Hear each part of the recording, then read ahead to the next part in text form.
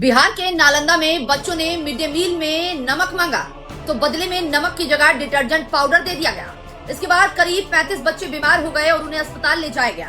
अब सवाल यह है कि यह सिर्फ एक स्कूल की गलती है या सिस्टम की, जो बच्चों के भविष्य की बात तो खूब करता है, लेकिन बच्चों की थाली में क्या जा रहा है इसे देखने का वक्त किसी के पास नहीं है।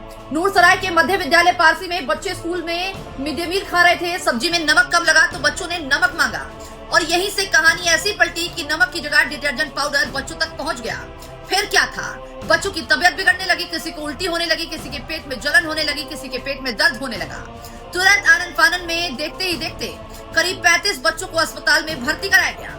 अब जरा सरकार की तरफ देखिए। सरकार कहती है बच्चों को पौष्टिक भोजन दे रहे हैं, लेकिन सवाल ये है पौष्टिक भोजन तो छोड़िए, सरकार जी पहले तो ये सुनिश्चित कर लीजिए कि बच्चों की थाली में खाना जा रहा है या सफाई का सामान।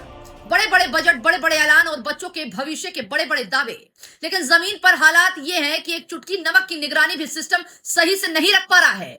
और सरकार से सवाल सिर्फ ये नहीं है कि डिटर्जेंट वहां तक कैसे पहुंच गया, सवाल ये है कि बच्चों को खाना परोसने से पहले किसी ने एक बार उसे चख कर क्यों नहीं देखा, किसी ने सामान चेक क्यों नहीं किया, किसी अधिकारी ने निगरानी क्यों नहीं रखी। और अगर ये पूरे सिस्टम वहां मौजूद था तो फिर सिस्टम कर क्या रहा था? बच्चों का खाना देख रहा था या सिर्फ कागजों में खाना पूर्ति कर रहा था? क्योंकि सरकार के लिए ये शायद मिड डे मील हो सकता है, लेकिन गरीब परिवार के लिए ये बच्चों की एक वक्त की उम्मीद है। माँ बाप अपने बच्चों को स्कूल भेजते हैं ये सोचकर कि वहां बच्चा पढ़ेगा, खाना खाएगा और सुरक्षित घर लौटेगा। उन्हें ये डर नहीं होना चाहिए कि आज बच्चा स्कूल से पढ़कर आएगा या अस्पताल से।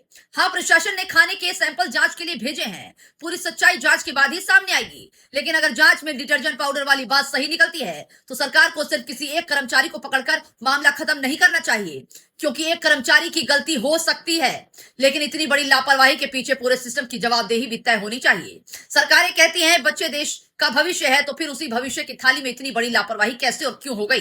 क्योंकि भविष्य बनाने से पहले सरकार को यह सीखना होगा कि उसे जहर जैसी लापरवाही से बचना कैसे है। बच्चों को स्कूल में किताबें चाहिए, सरकारी सिस्टम की लापरवाही का टेस्ट नहीं।